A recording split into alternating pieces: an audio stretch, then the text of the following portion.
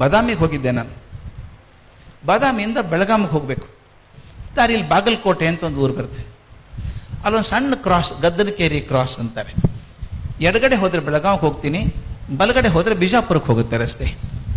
ನಾನು ಬಾದಾಮಿಯಲ್ಲಿ ಕಾರಲ್ಲಿ ಕೂತ್ಕೊಂಡು ಹೊರಟೆ. ಬಾದಾಮಿ ದಾಟಿ ಒಂದು ಅರ್ಧ ಕಿಲೋಮೀಟ್ರ್ ಬಂದಿರಬೇಕು. ನೋಡಿದೆ ಕಾರಲ್ಲಿ ನೀರಿಲ್ಲ ಕುಡಿಯೋದಕ್ಕೆ. ಡ್ರೈವರ್ ನಿಲ್ಲಿಸಪ್ಪ, ಸ್ವಲ್ಪ ನೀರು ತಗೋತೀನಿ ಅಂದೆ. ಅಲ್ಲಿ ಹೋಟೆಲ್ ಮುಂದೆ ನಿಲ್ಲಿಸ್ದ. ನೀರು, ಸ್ವಲ್ಪ ಜ್ಯೂಸ್ ಯಾವುದೋ ಬಾಟ್ಲ್ ತೊಗೊಂಡು ಕಾರಲ್ಲಿ ಹಾಕ್ಕೊಂಡು ಬಂದೆ. ಅಲ್ಲಿ ರಸ್ತೆ ಪಕ್ಕದಲ್ಲಿ 3-4 ಜನ ನಿಂತಿದ್ರು. ನಿಮ್ಮ ಚಿತ್ರ ಕಣ್ಮುಂದೆ ಬರಬೇಕದು. ಕಚ್ಚೆ ಧೋತ್ರ, ಬಿಳಿ ಶರ್ಟು, ಕೊಳೆಯಾದದ್ದು, ಹೆಗಲ ಮೇಲೆ ಒಂದು ಕಂಬಳಿ, ಮುದುಕ ನಿಂತಿದ್ದಾನೆ, ಗಡಗಡ ನಡುಗ್ತಾ ಇದ್ದಾನೆ, ಕಣ್ಣಲ್ಲಿ ಸಮ ನೀರಿದೆ. ಅವನ ಪಕ್ಕ ಒಬ್ಬ ಹೆಂಗಸು, ಆಕೆನೂ ಅಳ್ತಾ ಇದ್ಲು. ಇನ್ನೊಬ್ಬ ಹೆಂಗಸು, ಆಕೆನೂ ಅಳ್ತಾ ಇದ್ಲು. ಅವ್ರು ಅಳೋದನ್ನು ನೋಡಿ ಪಾಪ ಏನೋ ತೊಂದರೆಯಲ್ಲಿದ್ದಾರೆ, ಏನೋ ಸಹಾಯ ಮಾಡ್ಬೋದಾ ಅಂಥೇಳಿ, ಯಾಕಮ್ಮ ಏನಾಯಿತು ಅಂತ ಕೇಳಿದೆ. ಆಕೆ ಜೋರಾಗಿ ಅಳೋಕ್ಕೆ ಶುರು ಮಾಡಿದ್ಲು. ನಮ್ಮಪ್ಪ ಸರ್ ಹುಷಾರಿಲ್ಲ ಸರ್, ಅವನಿಗೆ ಹೋಗ್ಬೇಕು ಸರ್, ಕೊಲ್ಹಾರಕ್ಕೆ ಹೋಗ್ಬೇಕು ಸರ್ ಅವನು. ಯಾಕೆ ಅಂತ ಕೇಳಿದೆ. ನಮ್ಮ ಅಣ್ಣ ಸರ್ ಆರಾಮಿಲ್ಲ ಅಂತ ಬಿಜಾಪುರ ಆಸ್ಪತ್ರೆಯಲ್ಲಿ ಅಡ್ಮಿಟ್ ಮಾಡಿದ್ದಾರೆ ಸರ್. ಇವತ್ತು ಬೆಳಗ್ಗೆ ಏನೋ ಅವ್ನು ಬದುಕೋಲ್ಲ, ಕರ್ಕೊಂಡು ಹೋಗ್ಬೇಡಿ ಊರಿಗೆ ಅಂದ್ರಂತೆ. ಆಂಬ್ಯುಲೆನ್ಸಲ್ಲಿ ತಂದು ಊರಿಗೆ ಬಿಡ್ತಾ ಇದ್ದಾರಂತೆ ಸರ್. ಅವ್ನು ಬದುಕಲ್ಲಂತೆ. ಅವ್ನು ಸಾಯೋದ್ರೊಳಗೆ ಅವ್ರ ಮುಖ ನೋಡಬೇಕು, ನಮ್ಮಪ್ಪ ಅಳ್ತಾ ಇದ್ದಾನೆ ಸರ್, ಹೆಂಗೆ ಕರ್ಕೊಂಡು ಹೋಗೋದು ಸರ್ ಅಲ್ಲಿ? ನಾ ಇದೆ ನೋಡಮ್ಮ, ಒಂದು ಕೆಲಸ ಮಾಡೋಣ, ಎಷ್ಟು ಜನ ಬರ್ತೀರಿ ನೀವು? ನಾವಿಬ್ಬರೇ ಬರ್ತೀವಿ ಸರ್, ಅಪ್ಪ ನಾನು ಇಬ್ಬರು ಬರ್ತೀವಿ. ನಾನು ಮುಂದೆ ಕೂತ್ಕೋತೀನಿ, ಹಿಂದೆ ಕೂತ್ಕೊಳ್ಳಿ ಅಂದಕ್ಕೆ. ನಾನು ಕೆಲಸ ಮಾಡ್ತೀನಿ.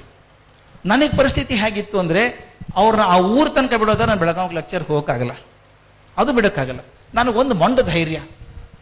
ಈಗ ಹೋದಾಗ ಗದ್ದನಕೇರಿ ಕ್ರಾಸ್ ಬರ್ತದಲ್ಲ, ಬಲಗಡೆ ಹೋದರೆ ಬಿಜಾಪುರ, ದಾರಿಯಲ್ಲಿ ಕೊಲ್ಹಾರ ಊರು, ಅವ್ರ ಊರು. ಸುಮಾರು 30 ಕಿಲೋಮೀಟ್ರ್ ಹೋಗಬೇಕು.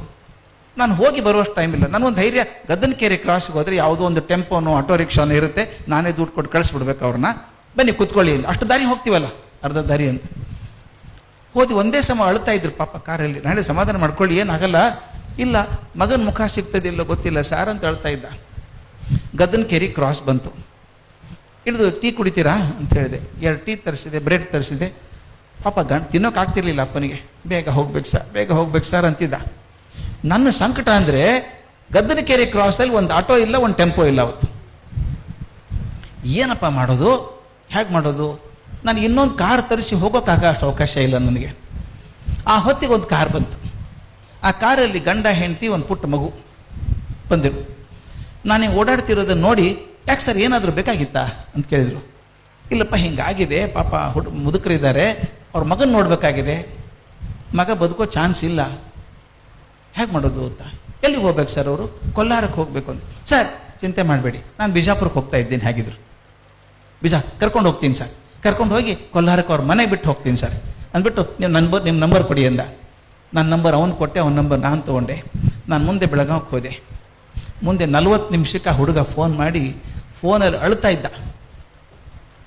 ಸರ್ ನೀವು ಮಾಡಿದ್ದು ಭಾಳ ಒಳ್ಳೆ ಕೆಲಸ ಮಾಡಿದ್ರಿ ಸರ್, ಮನೆಗೆ ಕರ್ಕೊಂಡು ಹೋದೆ ಸರ್, ಆ ಹುಡುಗನ ತಂದಿದ್ದಾರೆ ಸರ್, ಹುಡುಗ ಇನ್ನೂ ಜೀವ ಇದೆ ಸರ್, ಅಪ್ಪ ಮಗನ ತಪ್ಕೊಂಡು ಹತ್ಬಿಟ್ಟ ಸರ್, ನಾನು ನೋಡಿ ನಾನು ತಡ್ಕೊಳಕ್ಕಾಗಲಿಲ್ಲ ಸರ್, ಭಗವಂತ ನಾನು ಕರೆಕ್ಟಾಗಿ ಕಳಿಸಿದ್ದಾನೆ ನೋಡಿ ಸರ್, ಹೊತ್ತಿಗೆ ನಾನು ಬರದೆ ಹೋಗಿದ್ರೆ ಕಷ್ಟ ಆಗ್ತಿತ್ತಲ್ಲ ಮುದುಕನಿಗೆ ಅಂದೆ. ನನಗೊಂದು ನಂಬಿಕೆ ಇದೆ ಸರ್, ನೀವು ನಂಬ್ತಿರೋ ಬಿಡ್ತಿರೋ ಮೂಢನಂಬಿಕೆ ಅಂತಿರೋ ಗೊತ್ತಿಲ್ಲ, ನೀವು ಯಾವುದಾದ್ರೂ ಒಂದು ಅತ್ಯಂತ ಒಳ್ಳೆ ಕೆಲಸ ಮಾಡಬೇಕು ಅಂತ ಗಟ್ಟಿ ಮನಸ್ಸು ಮಾಡಿ ನಿಂತ್ಕೊಂಡ್ರೆ ಭಗವಂತ ನಿಮ್ಮ ಪಕ್ಕದಲ್ಲಿ ನಿಂತ್ಕೋತಾನೆ, ಅದ್ರ ಬಗ್ಗೆ ಗ್ಯಾರಂಟಿ ಇರಬೇಕು. ನಾವು ಸಾಮಾನ್ಯವಾಗಿ ಡೌಟ್ ಮಾಡೋ ಭಗವಂತನ ಬಗ್ಗೆ, ಬರ್ತಾನೋ ಇಲ್ಲೋ, ಬ್ಯುಸಿ ಇದ್ರೆ ಡೌಟ್ ಮಾಡಿದ್ರೆ ಬರೋದೇ ಇಲ್ಲ.